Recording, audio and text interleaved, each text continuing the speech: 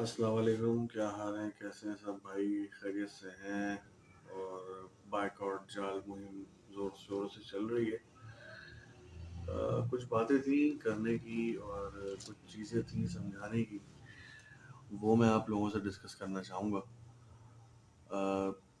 हम डिस्कस कर रहे हैं बेसिकली कि इंपोर्ट एक्सपोर्ट जो हो रही है, वो क्यों ऐसा हो रहा है कि पाकिस्तान में रेट कम है और बाहर के मुल्कों में ज़्यादा है, और हमें उसकी उतनी वर्थ नहीं मिल रही परिंदे की, और क्यों ऐसा हो रहा है। बेसिकली मैं आपको बताना चाहूँगा कि पाकिस्तान में अभी हम लोग सिर्फ अपने 10 साल को एनालाइज करेंगे कि ये 10 साल कैसे थे।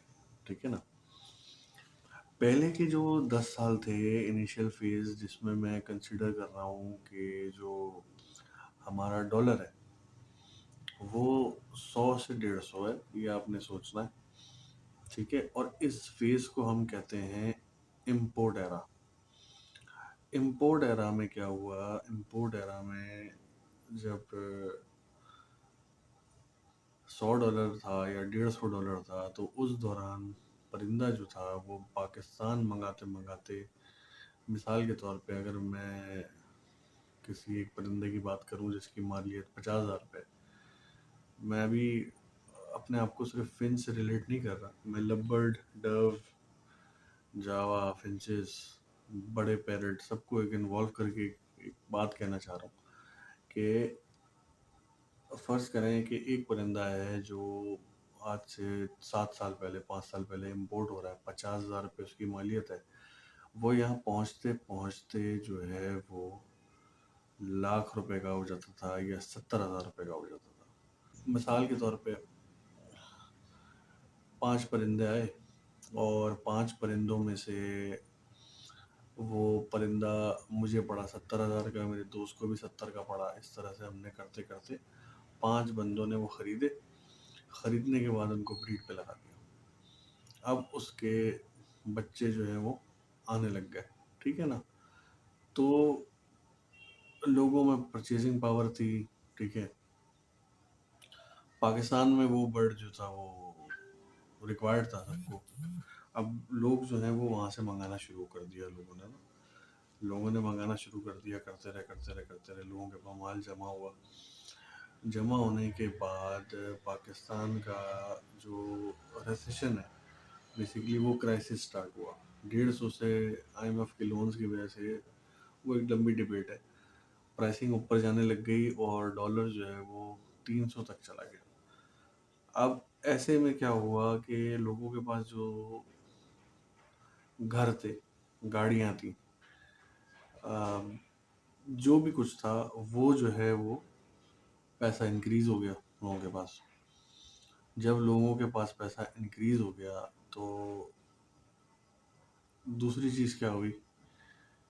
ये सिर्फ कमोडिटीज़ बढ़ी, एसेट्स बढ़े लोगों के, लेकिन लोगों के कारोबार बंद होने शुरू हुए और जॉब के इश्यूज आए, डिफरेंट इकोनॉमीज क्राइसिस आए। उस दौरान जो हमारे इंपोर्ट हुए 5 साल के बर्ड्स थे विद ब्रीड्स, वो पाकिस्तानियों की बेवकूफ़ी की वजह से और शॉर्ट साइटेड जिसको बोलते हैं ना, छोटी नज़र रखने वाला, ज़्यादा दूर ना देखने वाला, उस तरह के लोगों के हाथों में बर्ड था। ना सब्र था, ना ये ब्रीडर थे। ये बेसिकली, मैं बड़ा बुरा वर्ड यूज़ कर दूंगा माजरत के साथ, ये बर्ड से कमाने वाले लोग थे। ठीक है। परिंदा इनको कमा के दे रहा था जब तक इन्होंने परिंदे की खिदमत करी। खिदमत तो नाम की करी। बहरहाल, जैसे ही परिंदे ने, क्या कहते हैं, इनके पास जब स्टॉक जमा हुआ तो सारे एसेट्स जो हैं वो ऊपर चले गए। घर भी ऊपर चला गया, प्रॉपर्टीज़ भी ऊपर चली गई, सोना चांदी सारी चीज़ें, कमोडिटीज़ ऊपर चली गई, डॉलर महंगा होने के लिए गाड़ियाँ ऊपर चली गई। लेकिन परिंदा जो था वो डीवैल्यू हो गया। डीवैल्यू कैसे हुआ? क्योंकि बाहर से लाते लाते इम्पोर्ट प्राइस जो थी वो डबल ट्रिपल हो गई।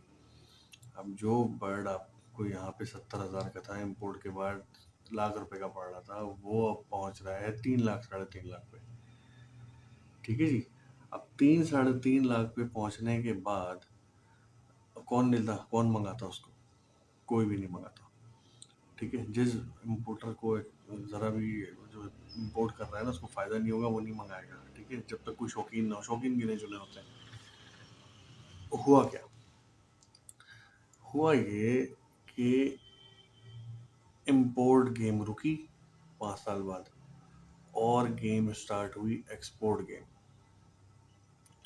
इसमें हुआ क्या, आपने डर गए, आप सस्ते में बेचने शुरू हो गए, आप जो है वो बेवकूफ़ी कर गए। रिसेशन आपके मुल्क में आया, पूरी दुनिया में नहीं आया। ठीक है ना, आपने वही बर्ड जो था, ठीक है, वो आपने सस्ते में बेचना शुरू कर दिया। बाहर के मुल्कों में तो डॉलर वही है।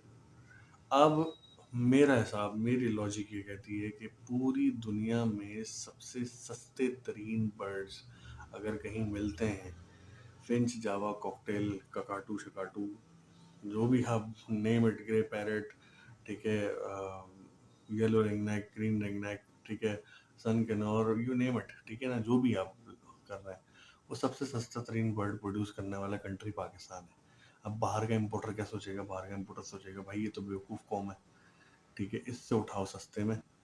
सस्ते में उठा के इम्पोर्ट चार्जेस, ये वो, क्लियरेंस, क्वारंटाइन के लिए बर्ड जमा होता है, ये वो कर करा के, कस्टम पेड, ठीक है, सारा कुछ कर करा के बर्ड जो है वो तकरीबन तकरीबन 300% या 200% पे जो है वो उसको फ़ायदे में मिल रहा है।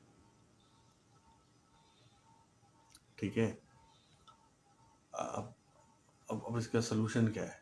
सोल्यूशन देखें, कुछ सोल्यूशन मेरे हिसाब से ये बनता है कि बड़ा मुश्किल काम है। ठीक है, कोई अगर ब्रीडर है तो उसको तो हम समझा सकते हैं कि भाई अपनी बर्ड रोक दे भी फ़िलहाल, 6 महीना इनको तड़पा दो ताकि आपको अच्छा अच्छा जो है ना पैसे मिल जाए हर हर बर्ड पे।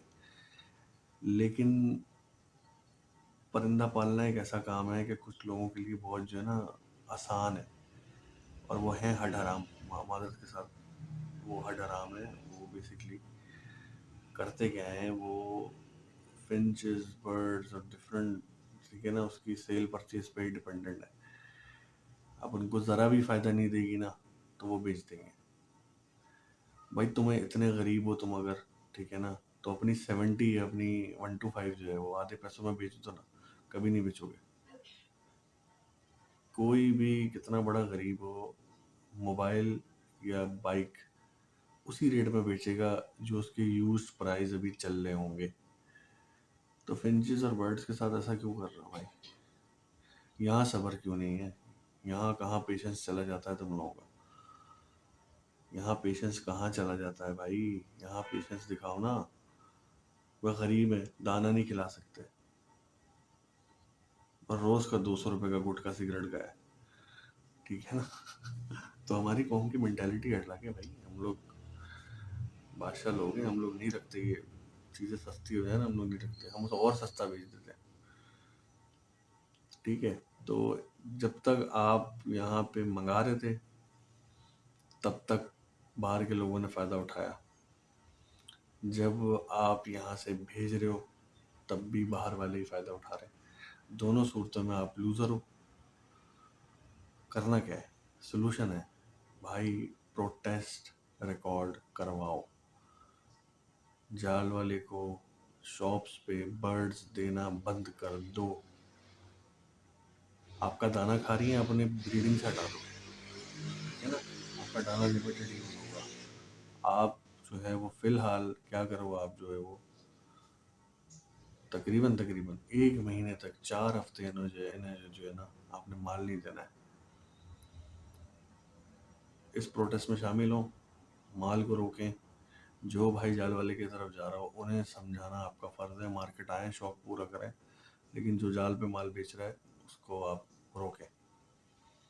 ठीक है, और जाल वाला अगर आपसे 250-300 में फिंचेस ले रहा है तो उसको बोले यार निकाल दो एक पेयर, मुझे 350 रुपये में ये पसंद आ रहा है, मुझे ये वाला पेयर 400 में दे दो, मुझे पसंद आ रहा है, बहुत अच्छा लग रहा है मुझे। देखें आपको देता है नहीं देता है। 500 रुपये में मांगे आप उससे, बोले थे मुझे पेयर, ये बहुत पसंद आ रहा है मुझे। ठीक है ना, और करके देखेंगे, प्रोटेस्ट रिकॉर्ड कराएं और अपनी बर्ड्स को होल्ड करें। 1 महीना इनको तड़पाना है।